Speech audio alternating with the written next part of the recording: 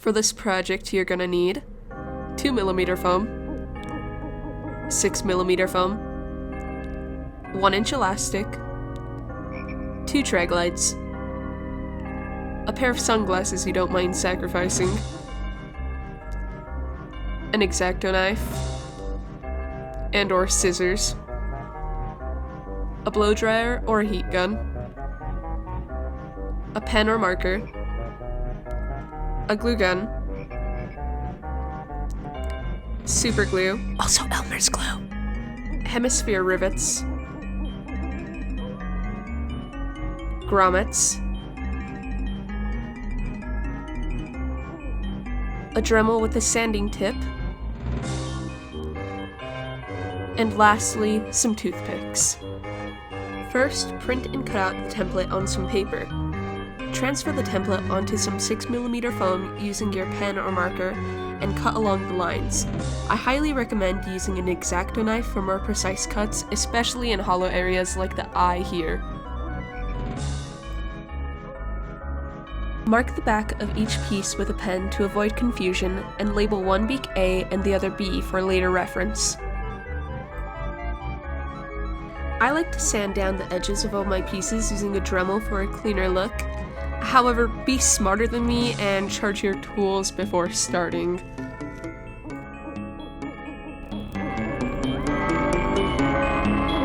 If your Dremel dies or you don't have one, you can sand it all by hand, which takes like twice as long, but it still gets the job done. Here I'm just using a lighter to smooth out the rough patches left from sanding. Using your hot glue gun, apply a line of glue along the top of the beak on the back side of part A, like shown here. Then line up part B and press firmly until the glue is cooled. I find it easier to work in small sections starting from the tip of the beak and working towards the back.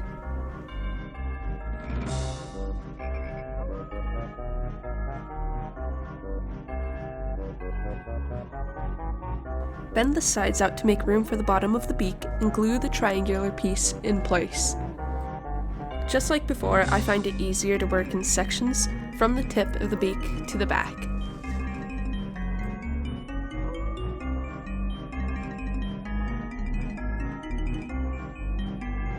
This is what it should be looking like right now.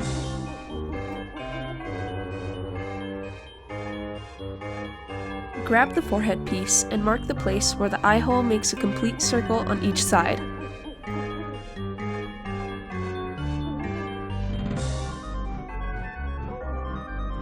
Apply glue just above the lines, first working on the outside, and press the piece in place.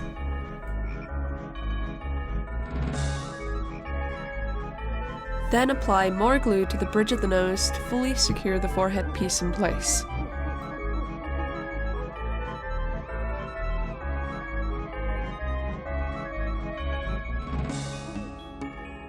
Here I'm using a blow dryer to heat up the foam, and I'm giving the mask a bit of a curl.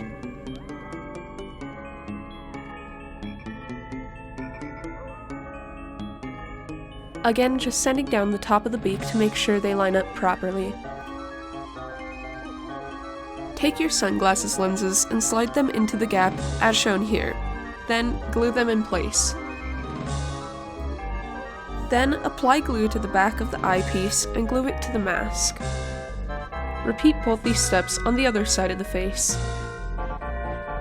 Cut a thin strip out of 2mm foam that fits between the eyes and hot glue it over the seam there. Make dots along each side of the seam of where you want the stitches to be. Cut a long strip of 2mm foam, keeping it about 5 to 6mm wide, and divide this strip into a bunch of 1-inch long pieces. Apply superglue or Elmer's glue to the backs of these pieces, then using a toothpick, jam each end into the holes that you made earlier. It makes it a bit easier if you use the toothpicks that have a blunt end, and longer strips of foam are easier to thread through than shorter ones.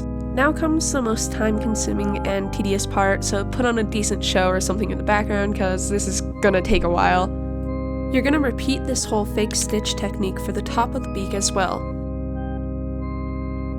looking great, but we're not done with those stitches yet. Repeat this whole process for the bottom of the beak on both sides. At this point, you're probably a foam stitch master though, so it shouldn't take you too long.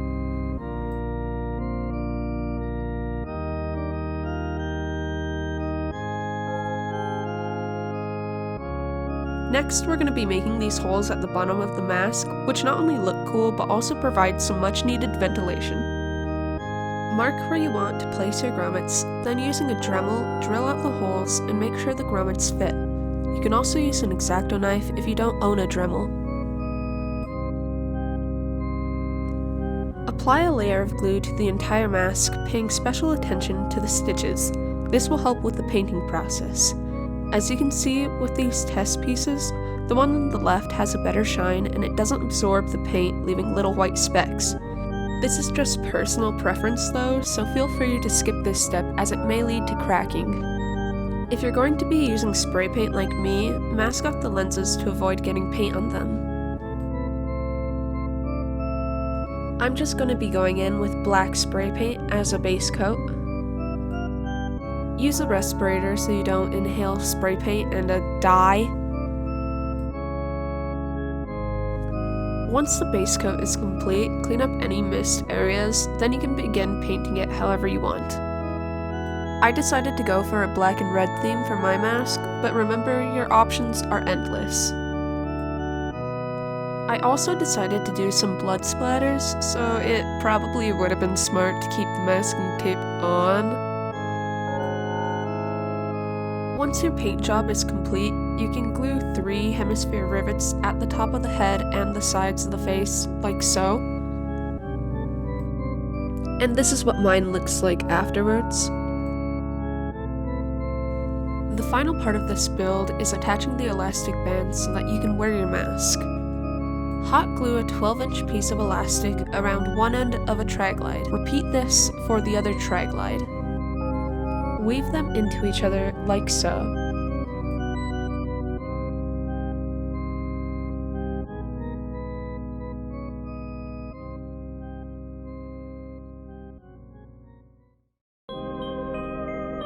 Glue the ends on the inside of the mask at about eye level. And there you have it, a completely adjustable Plague Doctor mask. Remember, these instructions are only used as a guideline. Have fun with the infinite customization options, and stay safe out there.